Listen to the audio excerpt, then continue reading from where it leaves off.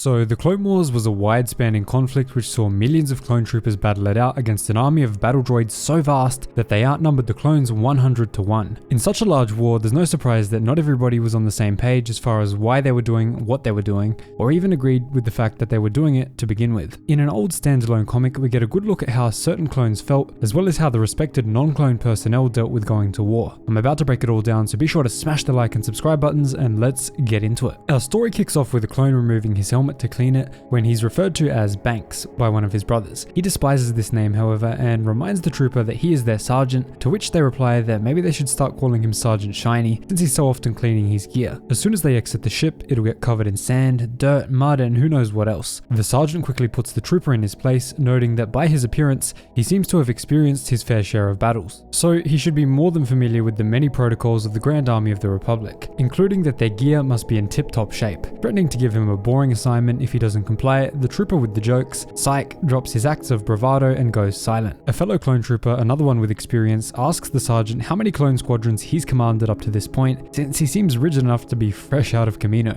The Sarge confirms this suspicion by stating that while he's led 7 successful squads in simulations, he has no experience in real battle. Just then, a large boom is heard and their ship rattles. The LAAT is under heavy fire, and despite the area supposedly being unoccupied, there's a swarm of droid cannons which eventually shoot down the ship. Seeing the explosion of their crash landing, the battle droids descend upon the site, seeking to eliminate any possible survivors. As we see the clones intensely battle in a fight for their lives against the horde of droids around them, we get a monologue from the Sarge which comes from after his mission ends. In it, he says that he believed being shot down is what initially ruined their mission, but that later on he'd learned that bad luck is outside of anybody's control and had nothing to do with their failed landing. Although the droid advances eventually stopped, multiple troopers fell, and so they were laid to rest before the group moved deeper into the trees. Most of their communications gear was damaged and broken, so they had no concept of how far they were from their objective. As Psych tries to get some of their gear working, one of the Shinies asks the Sarge why everyone calls him Banks. He replies with a demonstration, showing that through calculations on the spot, he can make a shot bounce anywhere he needs it to in order to hit a target. Eventually, their gear was successfully repaired,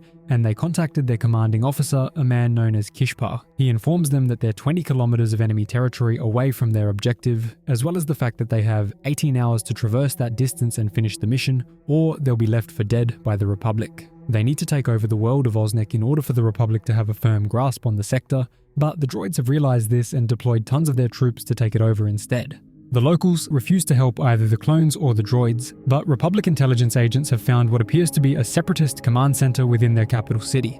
The team needs to infiltrate the city, confirm the suspicions about the command center, then disable it if it does indeed exist. It's a Splinter Cell type of mission, no detection or drama, just in and out quietly. Speaking to the Sarge alone, Kishpar tells him that he's the only one he could trust for this mission since he's undiluted, in the sense that he hasn't developed his own full personality and mannerisms like the more experienced clones. This is an off-the-books operation, so if the Sarge can't pull it off perfectly, he'll take the fall for Kishpar. Setting out just before sunrise the next day, the crew begin their journey, but quite early on, one of the injured clones from the crash has to be left behind, saying he'll light up a beacon for pickup later. He never did, however, as he was discovered by the droids and presumably killed. We see the squad as they make their way through forests, muddy swamps, fight off local monsters and wildlife, and even have to climb a huge cliff face. They eventually find a strange series of structures looking like an ancient town, completely overtaken by nature. In the middle of conversation, they're surrounded by locals and forced to surrender at gunpoint. As they're in an interrogation, about to be executed for carrying bombs and seemingly attacking the planet, the locals begin being gunned down by droids who have advanced on the position. The clones promise to help the locals if they free them and give their weapons back, which they do.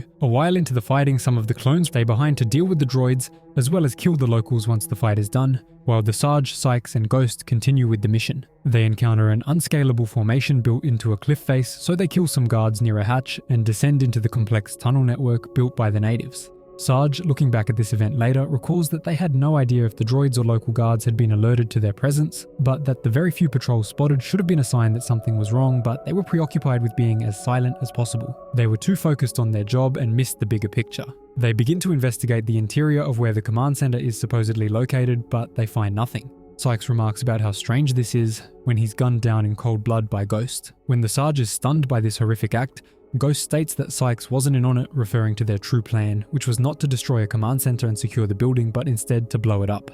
Handing a bang of explosives to the Sarge, Ghost turns his back, expecting Kishpor to have won the Sarge over to their side. Instead, he aims his weapon, stating that they needed to come here to stop a war, not start one. Being a sharpshooter with far more experience, Ghost is the quicker draw and fires on the Sarge, but he ducks just in time for the blaster bolt to graze his helmet.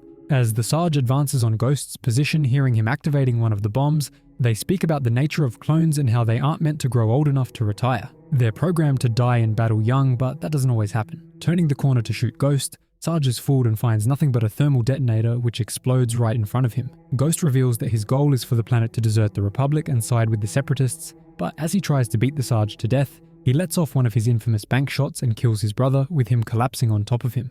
The local security arrive, and as Banks disarms the bombs and makes his escape, he doesn't have the time to hide the clone bodies if he wants to catch Kishpor in time. As he leaves, he recalls how perfectly he aced all of the combat simulations on Kamino, but noted that they didn't prepare you for the greatest threat of all, an enemy from within. Using Ghost's helmet to call Kishpor for rendezvous and pretending that he, the Sarge, was killed due to being unable to handle the mission. Although he lands and makes the getaway to hyperspace, Kishpor quickly notices that whoever's under his helmet is, in fact, not Ghost. Drawing his weapon, Kishpor explains to Banks that he enlisted in the Grand Army of the Republic to support his family, and that he was never intended to be shipped off of Coruscant into real action. He doesn't care who wins the war, and the Separatists offered him a deal, credits and their best protection so that he could go back to his family safely. Ghost, for his part, would have quietly retired somewhere nice rather than die on the battlefield in a senseless war. With one of the coldest one-liners ever, "Who needs a blaster?" the Sarge then tackles the commander and places him under arrest after a small fight, in which Kishpor receives a shoulder wound. We then jump to the present, where Banks has been explaining all of these events to a committee he's interrogated by,